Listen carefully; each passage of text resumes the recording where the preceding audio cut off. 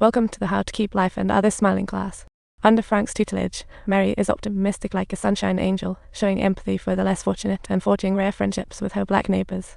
More commendably, she possesses a mind brimming with a strong sense of justice, much like the little boy in class who, carrying his DIY creation, was deliberately tripped by mischievous older students as he boarded the school bus.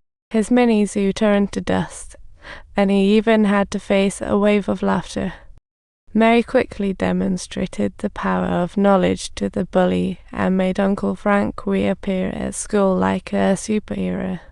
Surprisingly, the school didn't question much, but urged Mary to join a genius academy, a genius dream factory.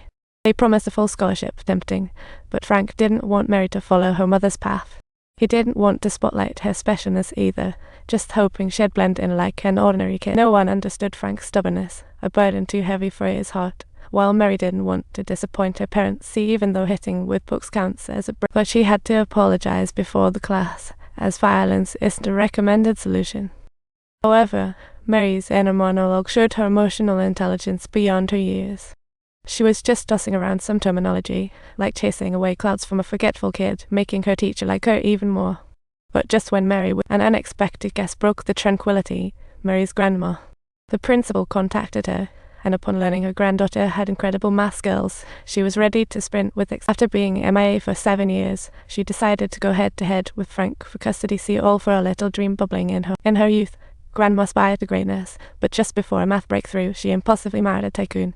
While it improved her living situation, it buried her math career for good, and she decided to bank her unfulfilled wishes on her daughter. Little did you know, this led to an unintended tragedy, but she felt no remorse and even blamed her daughter's weak heart, leading to Frank's complete fallout with his mother. She quit her university assistant job and moved to Florida. 7 years apart felt like a century, yet their emotional gap remained as distant as ever. These two were still stuck on opposite sides of the coin. Frank was determined to protect Mary's childhood from academic turmoil, while Grandma was hell-bent on chase. Grandma intended to shape Mary into a math superstar via tight schedules and countless math problems. At their first meet, she kept guiding around Mary to win her over. Grandma thought she would lay off, but in her craziness to take total control of Mary, she actually sued her own son. She roped in Boston's top-notch attorney, while Frank could only bring in a buddy who usually shared drinks with him. They launched into a fierce debate over custody. The prosecution claims Frank illegally seized custody without legal backing and against family wishes. They even had enough evidence to back it up, asserting Frank's finances couldn't afford Mary a comfy living situation. Frank's lawyer firmly stated that raising Mary was entirely in line with his sister's wishes. Regarding living conditions, they can't be a judgment standard. The black lawyer's forceful rebuttal convinced the judge. Therefore, the first ruling upheld Frank's custody of Mary while also granting Grandma visitation rights. It should have been a joyful win, but Frank doubted himself, the lawyer's words stone. His finances indeed fell short in providing Mary a good environment. He couldn't even fulfill her dream of piano lessons or buy her a bed of her own.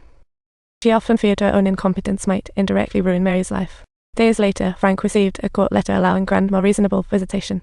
It granted her 2 days with Mary in Boston, where Mary would first see the grandeur of skyscrapers. It was also the first time she laid eyes on the mother she never knew and the first chance to touch a piano score. However, Grandma had no time for a performance. She rushed her over to MIT instead. She was introduced to the 7 great problems of mathematics, pursued by countless scholars lifelong. Solving one earns the Field's Medal, the Navier-Stokes equations. Mary's mom's research field. Staring at the empty nomination space, Grandma sighed. Your mother could have had her name up there, but she chose to quit instead. At that moment, Mary piped up. If you're truly willing, I can help you, just need focus and effort. But if you succeed, your name will live on forever. To test Mary's giftedness and her years of self-study, Grandma hired an MIT math professor to set a normal distribution problem, but he intentionally omitted 2 symbols. Yet Mary easily spotted them, her name quickly becoming Mary's name. The professor, amazed by her talent, puzzled over why she didn't correct the mistake sooner. Mary, didn't you know this was wrong? Why didn't you say? Mary replied, "Because I didn't want to be that smart kid. Nobody likes to know it all."